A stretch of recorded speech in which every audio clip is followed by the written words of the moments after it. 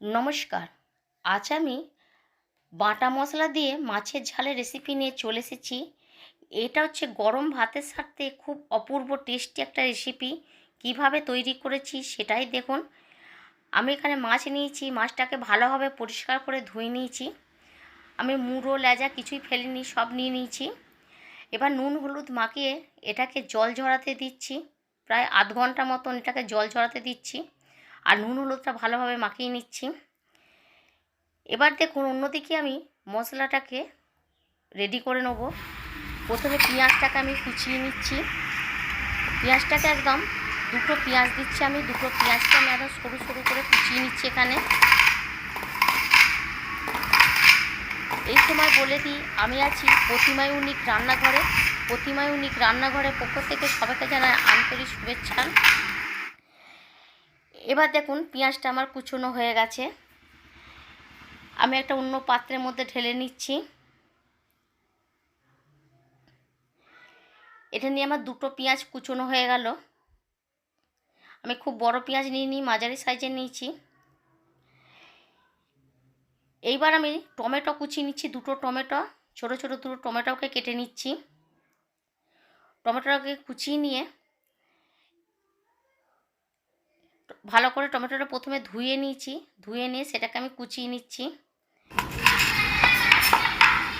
একবার হলো এই মাছের ঝালের রেসিপিটা বাইরে তৈরি করুন, যদি বাটা মশলা দিয়ে দারুণ খেতে লাগবে।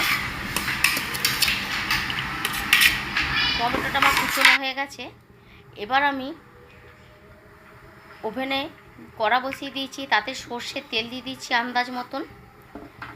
সর্ষের তেলটা দিয়ে এবার মাছগুলোকে আমি একে একে ছেড়ে দেবো। তেলটা গরমও হয়ে গেছে। এবার আমি মাছগুলোকে ছেড়ে দিচ্ছি। এবার আমি মাছগুলো ভালোভাবে ভেজে নিচ্ছি। আমি মাছটা ভাজা হতে হতে আমি এখানে বাটা মশলা তৈরি করে নেব। এখান থেকে মাছটা ভাজা হচ্ছে। মাছটা ভাজা প্রায় হয়েই এসেছে, কিন্তু আমি এদিকে বাটা মশলাটা তৈরি করে নিচ্ছি। গ্যাসের ওভেনটা এখানে একটু কমানো আছে। এবার জিরে নিয়েছি 1 চামচ, ধনে নিয়েছি 1.5 চামচ, আর সর্ষে নিয়েছি 1 চামচ, কালো সর্ষে নিয়েছি। এবার দুটো লঙ্কা নিয়েছি। এবার আমি এটাকে বেটে নিচ্ছি। এখানে চাইলে আপনারা আদা দিতে পারবেন, কিন্তু আমি জিরেটা বেশি দিয়েছি বলে আদাটা দিইনি কো। এবার দেখুন মশলাটা বাটা হয়ে গেছে, তুলে নিচ্ছি। ওইদিকে আমার মাছটাও ভাজা হয়ে গেছে। এবার মাছটাকে তুলে নিচ্ছি আমি। নিয়ে ওই তেলের মধ্যেই আমি এখানে 5 ফোড়ন দিয়ে দিলাম 1 চামচের মতন। 5 ফোড়নটা ভালোভাবে ভাজা করে ভেজে নিচ্ছি। 5 ফোড়ন থেকে সুন্দর একটা গন্ধ বেরোতেই আমি এখানে পেঁয়াজ যে কুচিয়ে রেখেছিলাম সেই পেঁয়াজটাকে আমি দিয়ে দিচ্ছি তেলের মধ্যে। নিয়ে এটা খুব ভালোভাবে আমি ভেজে নিচ্ছি। এই রকম অপূর্ব টেস্টি রেসিপি পেতে আমার চ্যানেলটাকে সাবস্ক্রাইব করে রাখবেন, যাতে সহজেই আমার রেসিপিগুলো আপনারা পেয়ে যান। কমেন্টে বলবেন যে এই রেসিপিটা কেমন লাগছে আপনাদের গরম ভাতের সাথে। এবার দেখুন পেঁয়াজটা ভালোভাবে ভাজা হয়ে গেছে। এবার টমেটোটা টুকরো করে রেখেছিলাম সেটাকে আমি দিয়ে দিচ্ছি। দুটো টমেটোকে আমি টুকরো করে রেখেছিলাম সেটাকে দিয়ে দিলাম। এবার টমেটোটা একটুখানি ভাজা হতেই এর মধ্যে আমি যে বেটে রেখেছিলাম মশলাটা সেটা দিয়ে দিচ্ছি। বাটা মশলাটা দিয়ে ভালোভাবে নাড়াচাড়া করে নিচ্ছি। সব মশলাটাকে ভালোভাবে কষিয়ে নিচ্ছি আমি এখানে। আপনারা একটু সময় ধরে মশলাটাকে ভালোভাবে কষিয়ে নেবেন।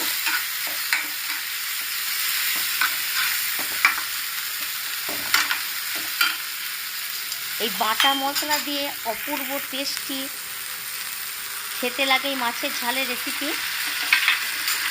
গুঁড়ো মশলা দিয়ে তো খেয়ে দেখেছেন, একবার বাটা মশলা দিয়ে খেয়ে দেখুন। এবার একটু জল দিয়ে দিয়েছি, জলটা দিয়ে ভালোভাবে একটুখানি কষিয়ে নিচ্ছি। এবার আমি গুঁড়ো মশলা দেবো এখানে। আমি এখানে লঙ্কা গুঁড়ো দিচ্ছি 1/2 চামচ, আর হলুদ গুঁড়ো দিচ্ছি 1/2 চামচ, আর আন্দাজ মতন নুন দিয়ে দিলাম। এটাকে দিয়ে ভালোভাবে আমি একটু কষিয়ে নিচ্ছি মশলাটাতে, যাতে মশলার কাঁচা গন্ধটা বেরিয়ে যায়।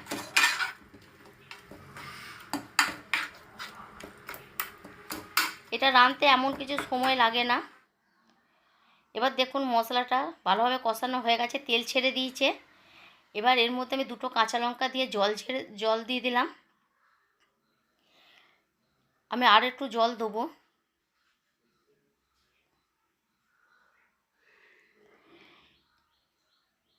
আর একটুখানি জল দিয়ে ভালোভাবে মশলাটাকে ফুটিয়ে নেব।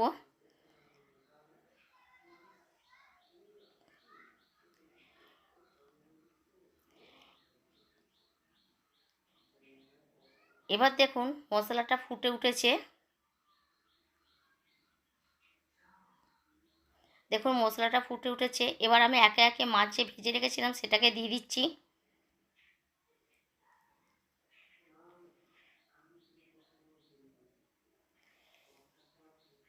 এবার মাছগুলোকে ভালোভাবে উল্টে নিচ্ছি, মশলাটা গায়ে লাগিয়ে নিচ্ছি। এবার আমি এখানে মিনিট 5 মতন এটাকে একটু ফুটতে দেবো, যাতে মশলার নুন মাছের মধ্যে ঢুকে যায়। এখানেই তৈরি হয়ে গেল আমার বাটা মশলার মাছের ঝালের রেসিপি। দেখুন কত সুন্দর দেখতে হয়েছে আর অপূর্ব টেস্টি এই রেসিপি।